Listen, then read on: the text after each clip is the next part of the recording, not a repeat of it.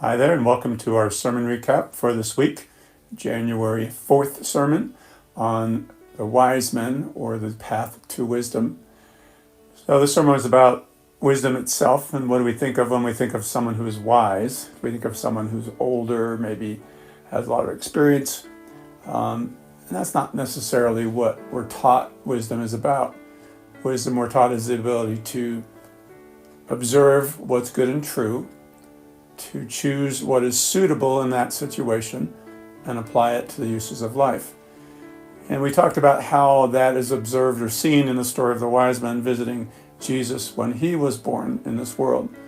So the wise men were people who studied Scripture, and so they knew from Scripture that a star would appear, and when that special star appeared, they could follow it. And so they did. They saw the star and they followed it. And they came to Jerusalem initially, and Jesus wasn't there, but he was to be found in Bethlehem, as Herod's scribes told them where to find him. So they went there, and the star appeared to them again, and when they came into the house, they fell down and worshipped him and presented gifts of gold, frankincense, and myrrh. And then, learning from an angel that they should not go back to Herod, they went to their own country another way. So what does this tell us? This tells us, first of all, the wise men came from the east, and they were heading to the east, which is kind of unusual to think about. But what it's telling us is that the east represents what is loving, or love itself. And so they were coming from the east means that wisdom is when we come from a place of love. That's what our intention is. And we're heading towards the east because our intention is to approach love, to become a loving person. And they followed the star, which stars picture knowledges from heaven, which we can gain from the Lord through his word. So the wisdom is actually learning what's true and trying to follow that wisdom, follow those truths to find the Lord.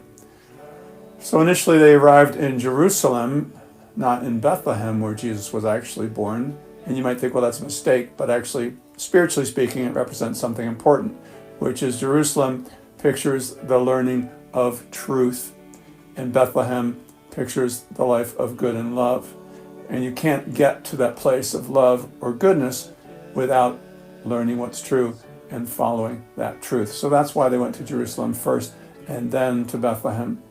And when they came into the house, they fell down and worshipped him, picturing their humility. Wisdom is humbleness, recognizing that everything that we have or what we need that's good and true is from the Lord, not from ourselves. And they presented gifts to him, and because they knew about the science of correspondences or what things symbolize, they gave gifts of gold, frankincense, and myrrh. Gold pictures love to the Lord. Frankincense pictures love to the neighbor. And myrrh pictures obedience to those things in our outward life.